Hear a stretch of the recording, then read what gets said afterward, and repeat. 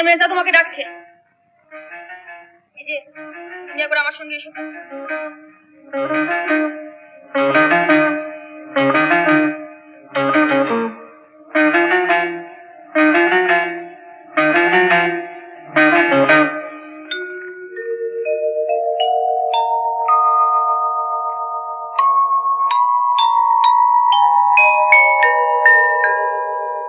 বৌদি, চয়ন ওর সামনে আমাকে কি বলেছিল?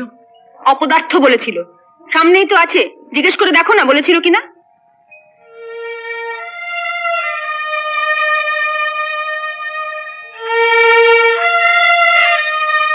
বুঝলে বৌদি, সেদিন চয়ন আমাকে অপদার্থ বলেছিল, সেটা শুনে আমি খুব রাগ করেছিলাম। আজ মনে হচ্ছে সত্যি সত্যি আমি একটা অপদার্থ। অপদার্থ না হলে যে ওটা সারাদিন খাটাখাটির পর আমার ঘুম না আসা অব্দি আমার পা টিপে দেয়, তোমার মতো একজন পাজি মহিলার কথা শুনে তাকে আমি কষ্ট দিই? কি? আমি পাজি মহিলা? বড়দাকে কি জিজ্ঞেস করো, বড়দাও তাই বলবে। চয়ন, তুই আমার উপর রাগ করিস না রে ভাই। এই সংসারে একটা টাকাও দিতে পারি না, তাই বড় বৌদি আর বাবাকে আমায় তেলিয়ে চলতে হয়। কি বাজে বকছিস মেজদা, টাকাটাই কি সংসারে সবচেয়ে বড় হলো? বড় ছোট বুঝি না ভাই, তবে বড় বৌদি আর বাবার হাত থেকে ময়নাকে বাঁচা, না হলে ও বাচ্চারি খাটতে খাটতে একেবারে মরে যাবে। বৌদি, তুমি একটু ঘরে যাও তো, আমি এদের সাথে একটু প্রাইভেট কথা বলবো। না না, দিদি যাবে কেন? দিদি তুমি এখানে বসো।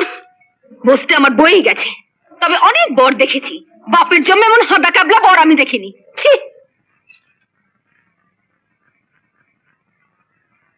এবার বড়দাকে নালিশ করতে গিয়ে এমন ঝাড় খাবে না। দাঁড়া দাঁড়া, ব্যাপারটা ভালো করে বুঝে নি।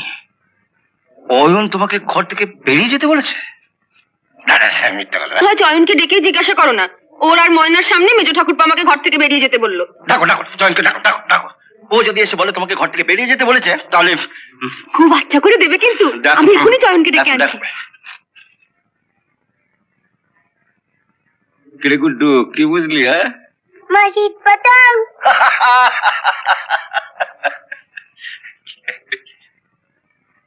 বড়দা দেখেছো? হ্যাঁ হ্যাঁ। অয়ন মলিকে ঘর থেকে বেরিয়ে যেতে বলেছে? না না, আমি জানতে চাই ঘটনাটা সত্যি কিনা। হ্যাঁ সত্যি। দেখলে তো, এবার মেজো ঠাকুরপোকে ডাকবো? না না, ওকে ডাকতে হবে না, যা করবে চয়ন করবে। চল চল, 20 টাকার মিষ্টি সামনের দোকান থেকে এনে অয়নকে খাইয়ে দিয়ে যা যা যা। কাকে? অয়নকে।